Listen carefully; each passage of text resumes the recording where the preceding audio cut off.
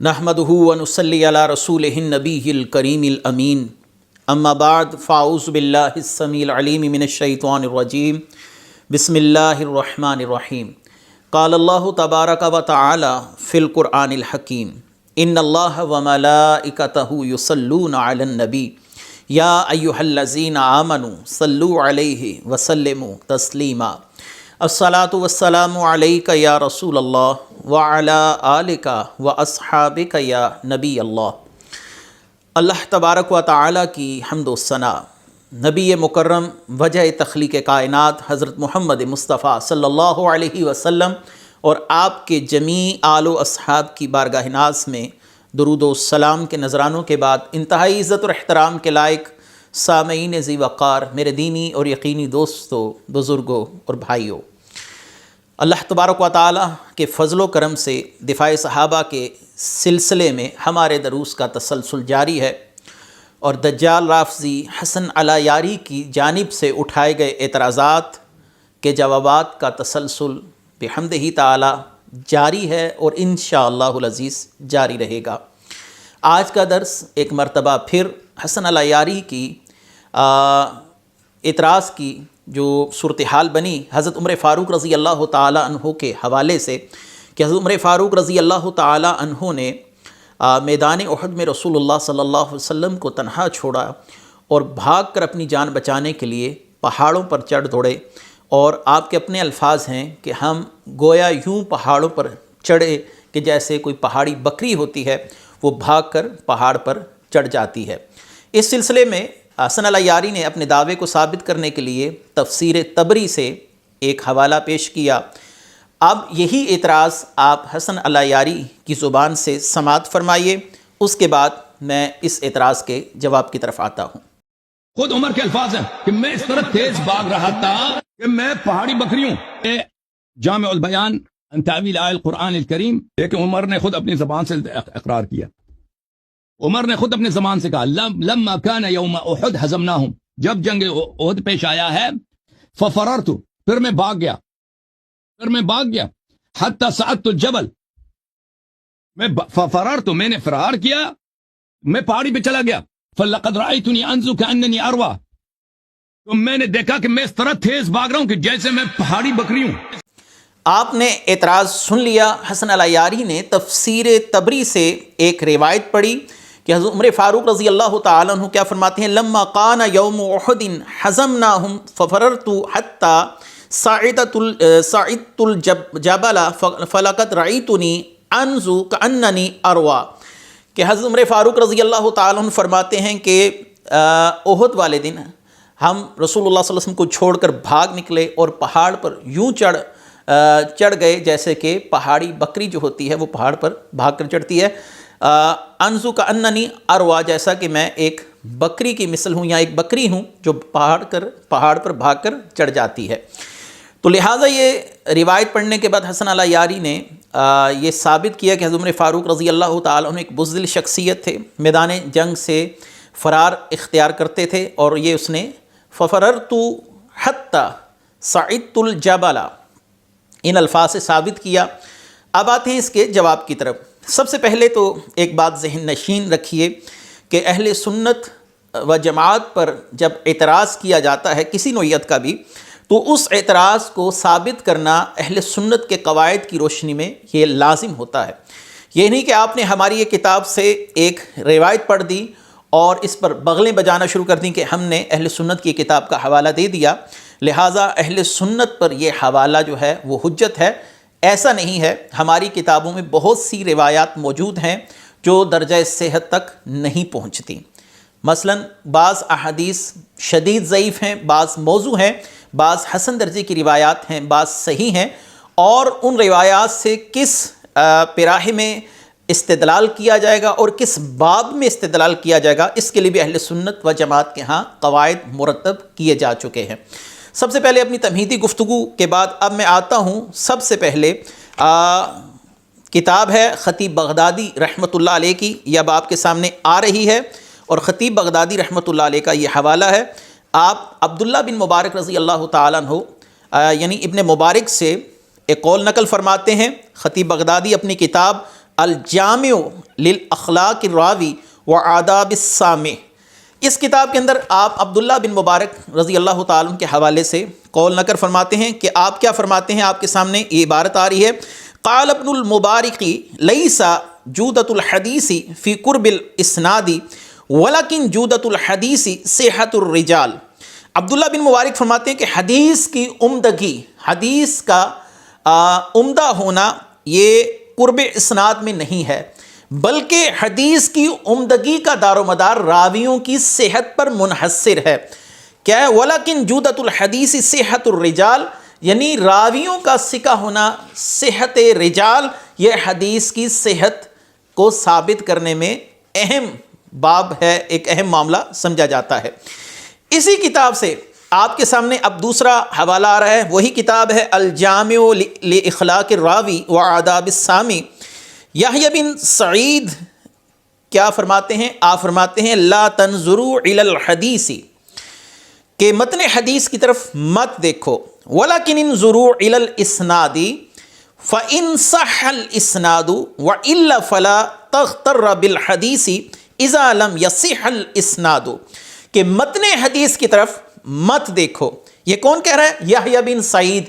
پہلے آپ نے اسی کتاب سے عبداللہ بن مبارک رضی اللہ تعالیٰ عنہ کا قول سماعت فرمایا، اور راویوں کی صحت اور راویوں کا ثقہ ہونا، اس حوالے سے اب دوسرا حوالہ آپ سماعت فرما رہے ہیں کہ یحییٰ بن سعید کہتے ہیں لا تنظروا الی الحدیث ولکن انظروا الی الاسناد فإن صح الاسناد وإلا فلا تغتر بالحدیث اذا لم يصح الاسناد، کہ متن حدیث کی طرف نہ دیکھو بلکہ حدیث کی سند کی طرف دیکھو۔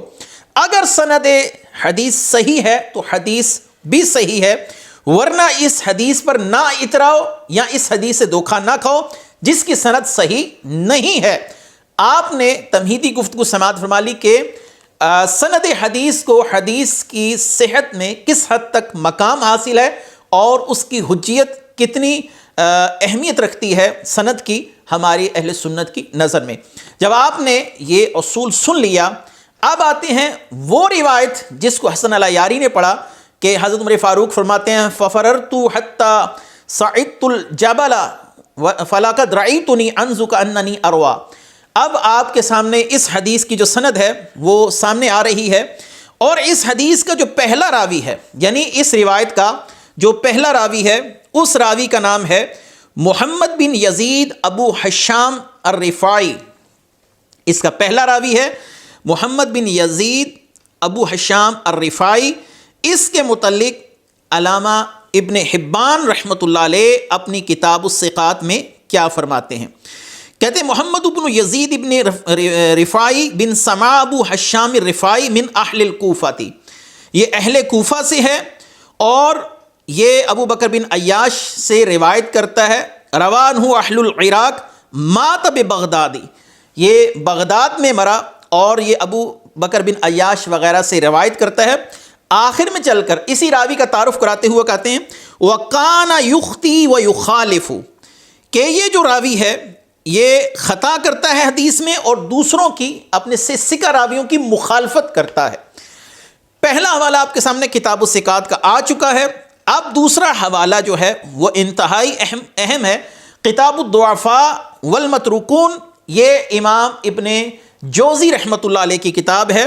آپ اسی راوی کا تعارف کس طرح کراتے ہیں؟ محمد بن یزید ابن محمد ابن کثیر ابن رفاعۃ ابو حشام الرفاعی حدث عن ابن فضیل ووقیع وغیرہما قال البخاری رأیتهم مجتمعین علی ضعفہ وقال الرازی والنسائی ضعیف، کہ محمد بن یزید بن محمد بن کثیر بن رفاع ابو حشام الرفاعی حدیث بیان کرتے ہیں ابن فضیل اور وقیع وغیرہ سے۔ امام بخاری فرماتے ہیں کہ میں نے محدثین کو اس کے ضعف پر جمع دیکھا ہے، اس کے ضعیف ہونے پر محدثین متفق ہیں، جمع ہیں، اور امام رازی اور امام نسائی وغیرہ فرماتے ہیں یہ ضعیف راوی ہے، کمزور راوی ہے۔ آپ کے سامنے یہ ہو چکے ہیں اب دو حوالہ جات، اور امام نسائی رحمۃ اللہ علیہ کی جو کتاب ہے الضعفاء، کتاب الضعفاء امام نسائی کی، آپ نے اس راوی کو محمد بن یزید ابو حشام رفائی کو ضعیف لکھا ہے، یہ آپ کے سامنے آ رہا ہے تیسرا حوالہ۔ اس کے بعد علامہ امام ذہبی رحمۃ اللہ علیہ جو ہیں وہ اس کا ذکر کرتے ہیں اپنی کتاب میں، آپ فرماتے ہیں روانہ مسلم، اس سے امام مسلم رحمۃ اللہ علیہ نے روایت لی، وَلَهُ مَنَاقِيرُ، اور اس سے منکر روایات موجود ہیں۔ یہ مناقیر جو ہے وہ روایت کرتا ہے جمعۃ قال البخاری رأیتهم مجمعین علی ضعفہ، امام بخاری رحمۃ اللہ علیہ فرماتے ہیں میں نے محدثین کو محمد بن یزید کے ضعف پر جمع پایا ہے۔ یہ آپ کے سامنے اب ہو گئے 4 حوالہ جات۔ اس کے علاوہ بھی بہت سے حوالہ جات ہیں، العلل جو کتاب العلل ہے امام ترمذی کی، اس میں بھی اس پر کافی شدید جرح کی گئی ہے۔ بہرکیف میں ان 4 حوالہ جات پر اکتفا کرتا ہوں۔ ایسی ضعیف روایت، کمزور روایت جس کا پہلا راوی شدید مجروح ہے، امام بخاری رحمۃ اللہ علیہ فرما رہے ہیں کہ میں نے اس راوی پر محدثین کو متفق دیکھا کہ وہ اس کو ضعیف کہتے ہیں، اس کا ضعف جو ہے وہ متفق علیہ ہے، اس کے ضعیف ہونے پر اتفاق ہے محدثین کا۔ اب چونکہ اس نے یہ ثابت کرنا ہے کہ حضرت عمر فاروق رضی اللہ تعالیٰ عنہ ایک بزدل شخصیت تھے، نعوذ باللہ میدان جنگ چھوڑ کر بھاگ جاتے تھے اور آپ دوسروں سے خوف زدہ رہتے تھے، آپ کو اپنی جان کی بہت فکر تھی، ان تمام باتوں کا جواب دلائل و قرائن و شواہد کی روشنی میں آپ کو دیتا ہوں۔ اب آپ کے سامنے آ رہی ہے مجمع الزوائد میں حضرت عمر فاروق رضی اللہ تعالیٰ عنہ کے حوالے سے صحابی رسول عبداللہ بن مسعود رضی اللہ تعالیٰ عنہ کیا فرماتے ہیں کہ سیدنا عمر فاروق رضی اللہ تعالیٰ عنہ کو اللہ تعالیٰ نے کتنی جرت، کتنی بہادری سے نوازا تھا۔ آپ کیا فرماتے ہیں؟ قال ان کان اسلام عمر لفتحا وہجرتہ لنصرا وامارتہ رحمتا واللہ ما استطعنا ان نصلی بالبیت حتی اسلم عمر فلما اسلم عمر قاتلہم حتی دعونا فصلینا، کہ حضرت عمر فاروق رضی اللہ تعالیٰ عنہ کا اسلام قبول کرنا کشادگی کا باعث بنا مسلمانوں کے لیے۔ آپ کے اسلام قبول کرنے کے بعد مسلمانوں کے لیے کشادگی ہو گئی، وہ کھل کر نماز پڑھنے لگے اور ان سے خوف وغیرہ رفع ہو گیا، اور ان کی ہجرت مدد کا باعث بنی اسلام کے لیے۔ ان کی حکومت رحمت تھی، وَإِمَارَتُهُ رَحْمَةً وَاللَّهِ مَا اسْتَطَعْنَا أَن نُصَلِّيَ بِالْبَيْتِ، اللہ کی قسم ہم کھلے عام نماز ادا کرنے کی استطاعت نہیں رکھتے تھے مسلمان، جب حضرت عمر فاروق رضی اللہ تعالیٰ عنہ نے اسلام قبول کیا۔ حتی اسلم عمر، جب حضرت عمر فاروق رضی اللہ تعالیٰ عنہ اسلام قبول کرتے ہیں، فلما اسلم عمر قاتلہم حتی دعونا فصلینا، تو انہوں نے لوگوں کے ساتھ لڑائی کی یہاں تک کہ انہوں نے ہمیں یہ موقع دیا کہ ہم کھلے عام نماز ادا کریں۔ انہوں نے کفار مکہ پر اپنا رعب طاری کر دیا، اور کفار مکہ ان کے خوف کی وجہ سے جو ہمیں پہلے نماز پڑھنے سے روکتے تھے، اب انہوں نے ہمیں منع کرنے سے وہ خود باز آ گئے منع کرنے سے، اور ہم کھلے عام بیت اللہ شریف میں جا کر نماز پڑھنے لگے۔ یہ اس سے بڑھ کر حضرت عمر فاروق رضی اللہ تعالیٰ عنہ کی بہادری اور آپ کی جرت مندی پر کیا دلیل دی جا سکتی ہے۔ اس کے بعد اگلا حوالہ اسی کتاب سے حضرت عبداللہ بن عباس رسول اللہ صلی اللہ علیہ وسلم کے چچا کے بیٹے حضرت عبداللہ بن عباس رضی اللہ تعالیٰ عنہ حضرت عمر فاروق رضی اللہ تعالیٰ عنہ کی جرت مندی اور آپ کی بہادری اور آپ کی شجاعت کے متعلق کیا فرماتے ہیں؟ کہتے ہیں اول من جاہر بالاسلام عمر بن الخطاب، کہ جس نے سب سے پہلے اپنے اسلام کا کھلے عام اظہار کیا مشرقین کے سامنے اور کفار کے سامنے بلا جھجک، کسی خوف و خطر بلا، آپ نے اعلان کیا، وہ حضرت عمر فاروق رضی اللہ تعالی عنہ تھے۔ اگر آپ اتنی خوف زدہ رہنے والی شخصیت تھے اور آپ کو اپنی جان کی پرواہ تھی، تو آپ کو کھلے عام اپنے اسلام کا اعلان کرنے کی کیا ضرورت پڑی؟ اور آپ کی وجہ سے مسلمانوں کو یہ جرت کیوں کر پیدا ہوئی کہ وہ بیت اللہ شریف میں جا کر کھلے عام نماز پڑھیں؟ اس پر تو بہت سے دلائل دیے جا سکتے ہیں۔ بہرحال میں نے 2 آپ کے سامنے احادیث پڑھی۔ اب آتے ہیں اس مسئلہ کی طرف جس کو یہ ثابت کر رہا ہے دجال لافظی، اور ہمیشہ کی طرح اس نے جھوٹ بولا اور ایک ضعیف اور مجروح روایت سے جو ہے وہ استدلال کرنے کی کوشش کی۔ اب یہ میرے سامنے آ رہی ہے بخاری شریف، اور بخاری شریف کے اندر یہ روایت ہے 4043 یعنی 4043۔ احد کا مقام ہے، صحابہ کرام اور کفار کے درمیان ایک گھمسان کا رن پڑا ہوا ہے، آپس میں جنگ چل رہی ہے، اور اب جنگ جو ہے وہ آخری مراحل میں داخل ہو چکی ہے، اور اب ایک دوسرے کو دیکھا جا رہا ہے کہ کون اس جنگ میں زندہ بچا اور کون اس جنگ میں مارا گیا۔ تو اس ساری صورتحال کو امام بخاری رحمۃ اللہ علیہ نے اپنی صحیح میں بیان کیا کہ ابو سفیان نے کیا کہا، قال افی القوم محمد، ابو سفیان نے بلند آواز سے سر اٹھا کر کہا کہ کیا ان لوگوں میں محمد موجود ہیں؟ یہ احد کے مقام پر ابو سفیان کا سوال ہے، جنگ کے آخری مراحل ہیں اور یہ افواہ اڑ چکی ہے کہ رسول اللہ صلی اللہ علیہ وسلم شہید ہو چکے، جلیل القدر صحابہ شہادت پا چکے۔ اس صورتحال کو مد نظر رکھتے ہوئے جناب ابو سفیان کیا کہہ رہے ہیں؟ ابو سفیان کہتے ہیں افی القوم محمد فقال لتجیبہ، فقال افی القوم ابن ابی قحافہ قال لا تجیبہ، فقال فی القوم ابن الخطاب فقال ان ہؤلاء قتلوا فلو كانوا احیاء لعجابوا۔ ابو سفیان نے سر اٹھا کر کیا کہا کہ کیا ان لوگوں میں سیدنا محمد صلی اللہ علیہ وسلم موجود ہیں؟ آپ صلی اللہ علیہ وسلم نے فرمایا اس کو جواب نہ دینا، یعنی صحابہ کو منع کیا اس کو جواب نہ دیا جائے۔ اور پھر ابو سفیان نے دوسرا سوال کیا، کیا ان لوگوں میں ابو قحافہ کا بیٹا یعنی ابو بکر صدیق رضی اللہ تعالیٰ عنہ موجود ہیں؟ تو آپ صلی اللہ علیہ وسلم نے دوبارہ ارشاد فرمایا اس کو جواب نہ دینا۔ پس پھر اس نے کیا کہا کہ کیا ان لوگوں کے اندر عمر فاروق یعنی خطاب کا بیٹا موجود ہے؟ تو نبی کریم صلی اللہ علیہ وآلہ وسلم نے دوبارہ ارشاد فرمایا کہ اس کو جواب نہ دینا۔ اب اس نے کیا کہا؟ اس نے کہا فلو كانوا احیاء لعجابوا فلم يملكوا عمر نفسه فقال كذبت یا عدو اللہ ابقى الله عليك ما يحزنك قال ابو سفیان اعلو حبل فقال النبی صلی اللہ علیہ وسلم اجیبه قالوا ما نقول قالوا قولوا الله اعلى واجل قال ابو سفیان لنا العزى ولا عزى لكم فقال النبی صلی اللہ علیہ وسلم اجیبه قالوا ما نقول قالوا قولوا اللہ مولانا ولا مولا لكم۔ اب جب اس نے سوال کیا کہ کیا رسول اللہ صلی اللہ علیہ وسلم موجود ہیں، آپ نے فرمایا جواب نہ دو۔ پھر سوال کیا ابو قحافہ کیا ان لوگوں میں موجود ہیں؟ آپ صلی اللہ علیہ وسلم نے فرمایا جواب نہ دیا جائے۔ پھر اس نے کہا کیا ان لوگوں میں خطاب کا بیٹا یعنی عمر فاروق موجود ہیں؟ پھر اس نے کہا یہ سب لوگ تو قتل ہو چکے ہیں، اگر یہ زندہ ہوتے تو جواب دیتے۔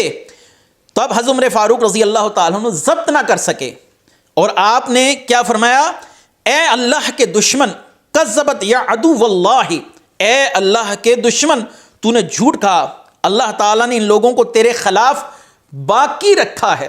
یہ خطاب، یہ گفتگو، یہ تمام معاملہ احد کے مقام پر چل رہا ہے اور جنگ کے آخری مراحل میں چل رہا ہے، جب صحابہ اکرام کی شہادتیں ہو چکی۔ اس لیے اس نے سوال کیا کیا محمد باقی ہیں، کیا ابو قحافہ کے بیٹے باقی ہیں، کیا خطاب کے بیٹے حضرت عمر باقی ہیں؟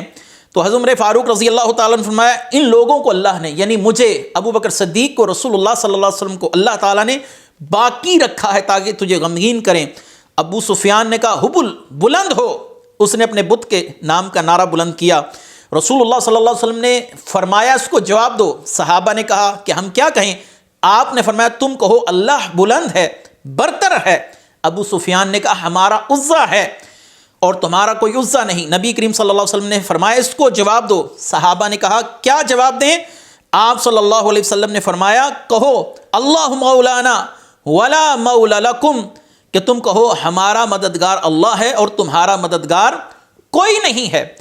اس بخاری شریف کی روایت نے بڑا واضح طور پر یہ بات ثابت کر دی ہے کہ احد کے مقام پر یہ دونوں صحابہ اکرام بالخصوص جن پر روافض تبرہ کرتے ہیں اور جن کو بزدل ہونے کے طعنے دیے جاتے ہیں، جن پر الزام ہے کہ رسول اللہ صلی اللہ علیہ وسلم کو چھوڑ کر بھاگ گئے تھے، بخاری شریف کی صحیح سند کے ساتھ روایت امام بخاری رحمۃ اللہ علیہ اس کو لے کر آئے، امام ابن حبان اس کو لے کر آئے اپنی صحیح کے اندر، دیگر محدثین نے اس کو نقل کیا۔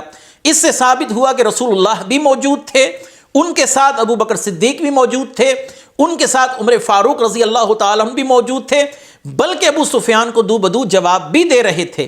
تو یہ جو بھاگنے کا سارا سلسلہ مشہور کیا گیا اور اسے لوگوں میں عام کیا گیا اور جس روایت کی بیس پر عام کیا گیا اس روایت کی صحت کو آپ نے سماعت فرما لیا اور اہل سنت کے ہاں سند حدیث کو متن حدیث قبول کرنے کے اندر ایک اہم مقام دیا جاتا ہے کہ جب سند ہی مجروح ہے تو متن کی کیا حیثیت رہ گئی۔ اس کے مقابلے پر میں نے آپ کو حضرت عمر فاروق رضی اللہ تعالیٰ عنہ کی بہادری، جرت اور شجاعت کے حوالے سے 2 احادیث پڑھ کر سنائی کہ مسلمان اس وقت کھلے عام نماز پڑھ رہے تھے جب مسلمانوں کی تعداد چند نفوس پر مشتمل تھی، صرف 40 کے قریب مسلمان تھے، اور حضرت عمر فاروق رضی اللہ تعالیٰ عنہ کی وجہ سے مسلمان کھلے عام بیت اللہ شریف میں جا کر نماز پڑھ رہے ہیں۔ عمر فاروق میں اگر جرت نہ ہوتی، بہادری نہ ہوتی، شجاعت نہ ہوتی، ان کا رعب اور دبدبہ نہ ہوتا تو کفار کیا مسلمانوں کو ایسے کھلے عام نماز پڑھنے دیتے؟ عمر فاروق میں اگر شجاعت نہ ہوتی، بہادری نہ ہوتی، جرت نہ ہوتی تو کھلے عام کفار کے سامنے جا کر کہتے کہ میں نے اسلام قبول کر لیا ہے، تم سے جو ہوتا ہے وہ کر لو۔ عمر فاروق رضی اللہ تعالیٰ عنہ احد کے مقام پر رسول اللہ صلی اللہ علیہ وسلم کے ساتھ کندھا بکندھا ساتھ ملا کر کھڑے ہیں، کندھے کے ساتھ کندھا ملا کر کھڑے ہیں، اور قدم بقدم ساتھ کھڑے ہیں، اور جوابات دے رہے ہیں اور کہہ رہے ہیں اے اللہ کے دشمن تو نے جھوٹ کہا۔ رسول اللہ بھی موجود ہیں، ابو بکر بھی موجود ہیں، میں بھی موجود ہوں۔ تو ان دلائل و شواہد کی بنا پر حسن العیاری کے اعتراض کی حیثیت آپ پر واضح ہو گئی ہوگی۔ اللہ تبارک و تعالی ہمیں اپنے محبوب صلی اللہ علیہ وسلم کے صحابہ کرام کی حقیقی محبت نصیب فرمائے اور اسی پر موت نصیب فرمائے۔ وآخر دعوانا ان الحمد للہ رب العالمین۔